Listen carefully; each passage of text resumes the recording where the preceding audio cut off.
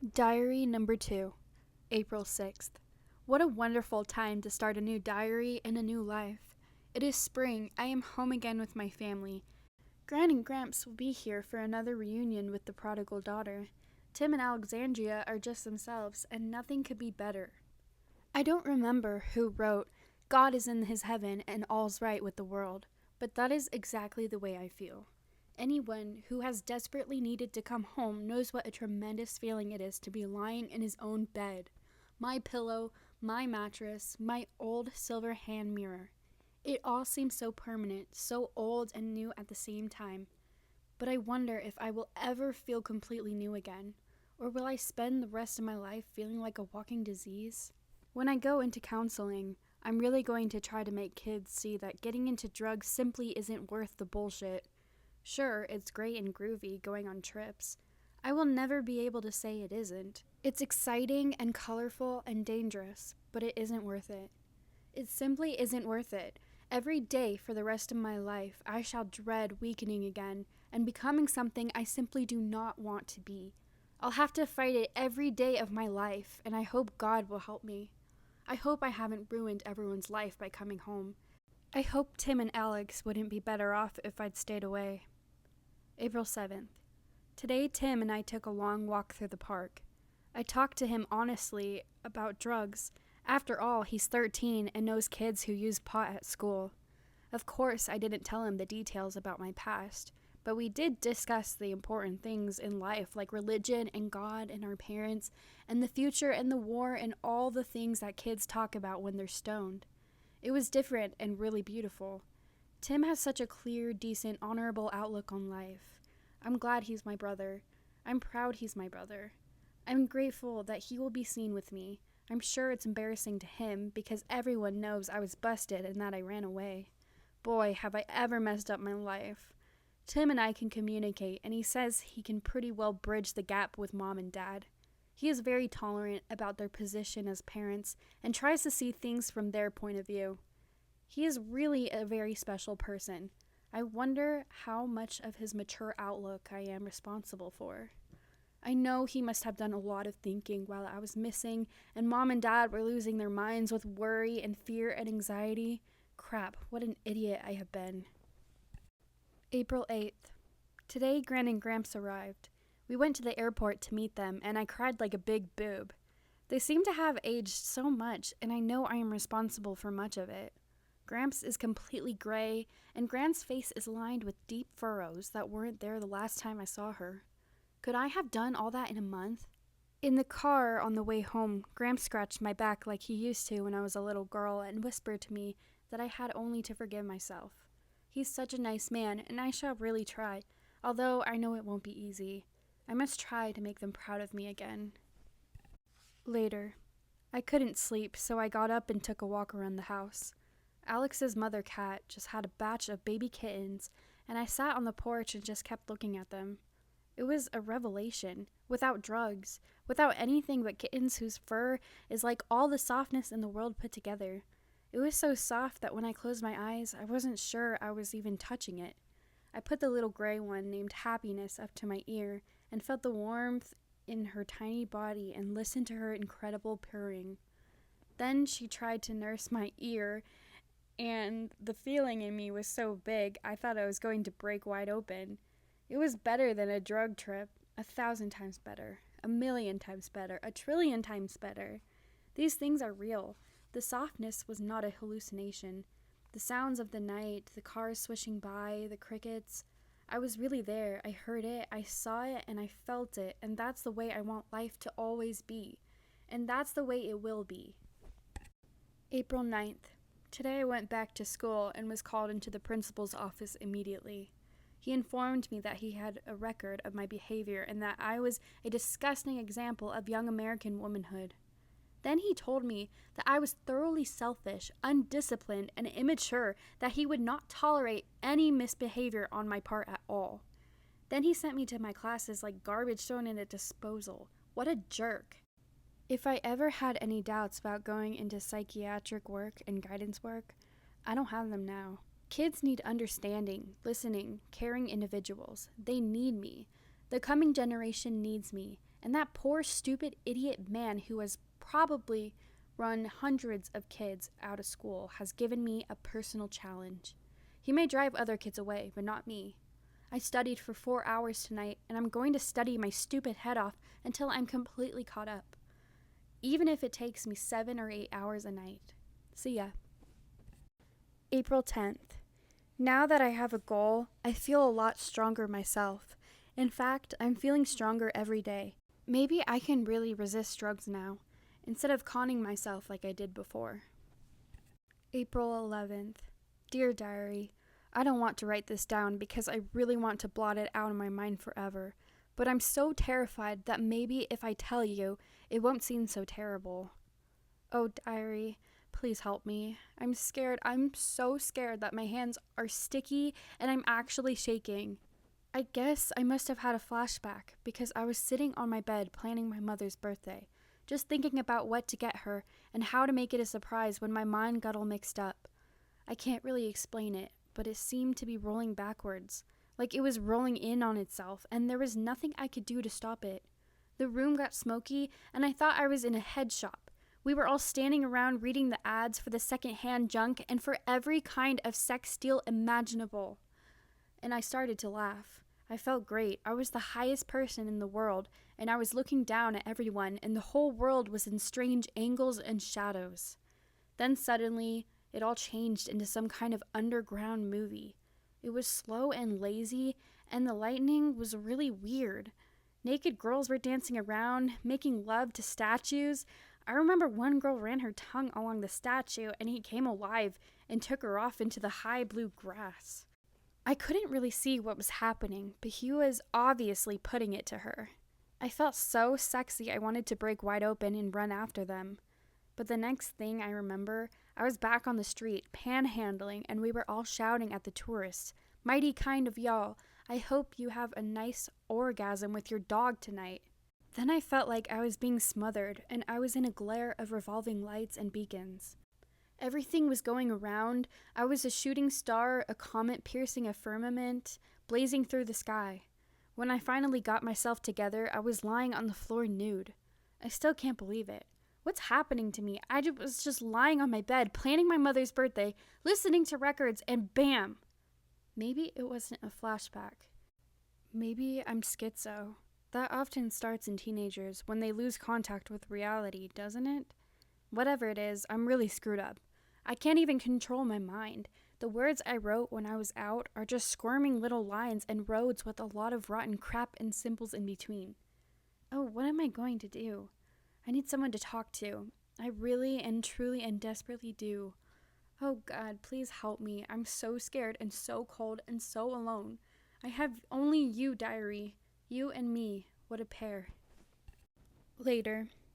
I've done a few problems in math and even read a few pages. At least I can still read. I memorized a few lines and my mind seems to be functioning pretty well now. I did exercises too, and I guess I've got control of my body. But I wish I had someone to talk to. Someone who knows what's happening and what will happen.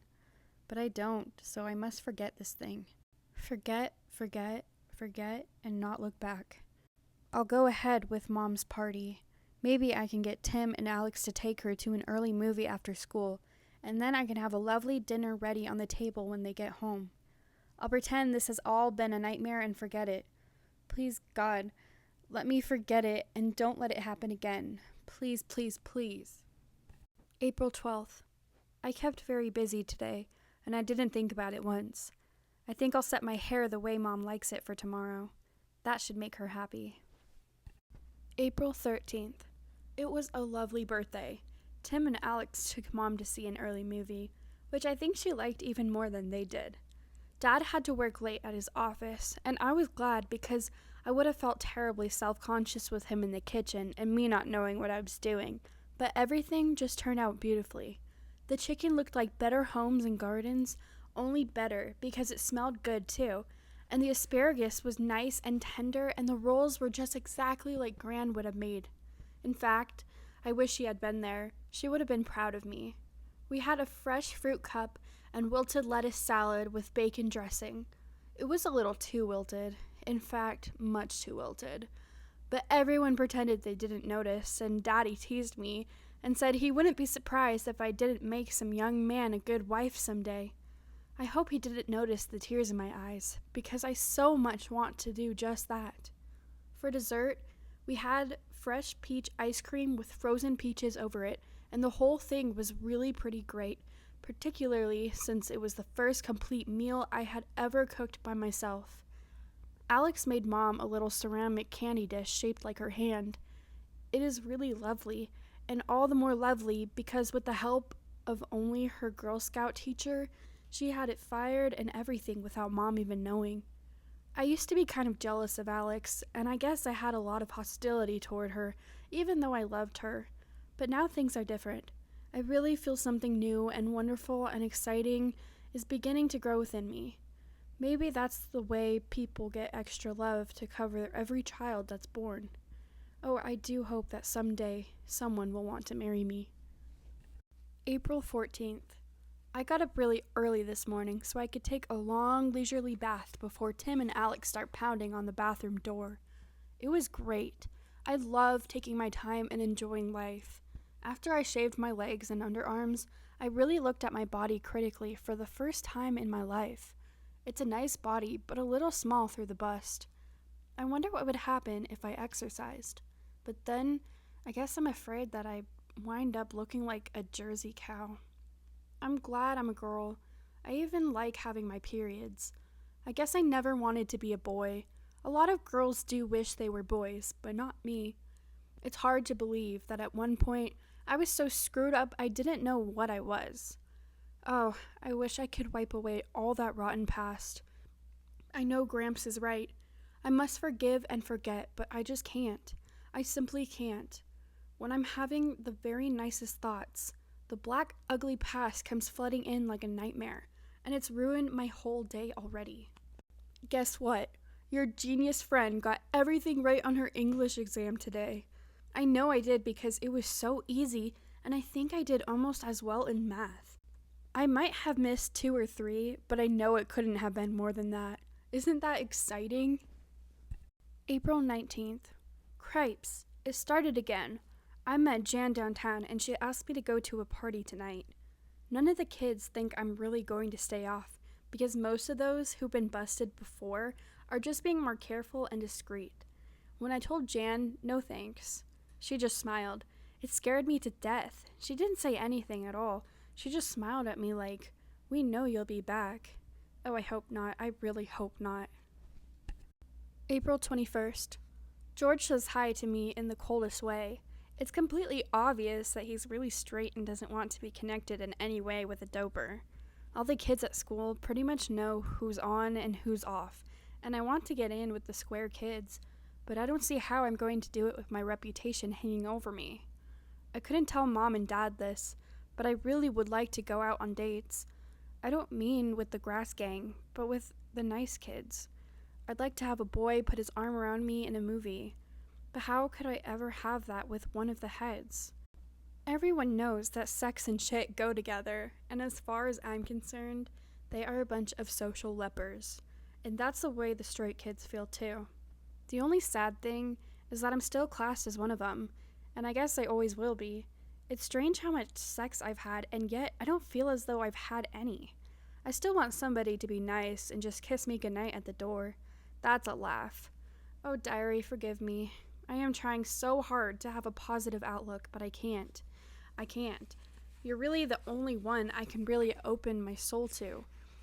I want to go back and blot out everything and start over, but inside I'm old and hard and I'm probably responsible for I don't know how many junior high and grade school kids getting hung up, and they probably have turned around and hung up other kids. How can God ever forgive me? Why would he want to? I guess I'd better take a bath before my parents hear these stupid-ass crazy sobs, which I can no longer control. Thanks for listening. April 24th. The kids have really started hassling me. Twice today, Jan banged me into the hall and called me Nancy Nice and Mary Pure. But I've had it. I've really had it this time, and if I begin to feel too low, I'm just going to ask Mom and Dad to transfer me to another school. But the problem is, where could I go that somebody would not find out about me? And how could I tell mom and dad everything so they let me change schools? Oh, I really don't know what I'm going to do. I've even started praying every night like I used to when I was little. But now I'm not just saying words, I'm begging, I'm pleading. Good night, diary. April 27th. It's terrible not to have a friend. I'm so lonely and so alone. I think it's worse on weekends than during the week, but I don't know. It's pretty bad all the time. April 28th. I got some papers back today and I haven't gotten anything under a B+. I'm also starting a file of statistics relating to kids and drugs. Someday, I'll tell you about it when I don't have to spend every minute studying. May 1st. Gramps had a stroke. It happened during the night and Mom and Dad are flying out there today. They'll be gone when we get home from school. They are so sweet. They were more worried about leaving me than anything else. I'm sure they know how lonely and frustrated I am, and I'm sure they ache inside as I do about Gramps. I used to think I was the only one who felt things, but I really am only one infinitely small part of an aching humanity. It's a good thing most people bleed on the inside, or this would really be a gory, blood-smeared earth. Gran will be so lonely if Gramps dies. I just can't picture her without him. It would be like cutting a full person in half. Sweet old Gramps. He used to call me his 5-star general. I think I'll write to him before I leave for school and sign it Gramps 5-star general. No one else will know what I'm talking about, but he'll know. Bye now. Dad just called to see if we were all right and to tell us Gramps is worse. He's in a coma now, and all of us are pretty upset, particularly Alex. When I tucked her in bed like Mom always does and kissed her goodnight, she asked if she could come and get into bed with me if she got scared during the night. Sweet little thing. But what do you say to someone when they feel rotten and there are no answers? Then I went into Tim's room and kissed him goodnight. He's pretty upset too, and I guess we're all in rotten shape, even Dad. May 4th. Tim and Alex and I got up all at the same time and straightened our rooms and fixed our cereal and fruit and cleaned up the dishes together. We were really quite efficient, if you can believe that. Gotta go to school, but I'll write more tonight if anything great or tragic happens. 9:50 p.m. Dad called, but things are about the same. Gramps is a little worse, but still holding on. They can't really tell which way he was going to go. I guess he's pretty critical, though. Alex clung to me and cried. I felt like crying myself. The house seems so big and lonely and quiet without Mom and Dad.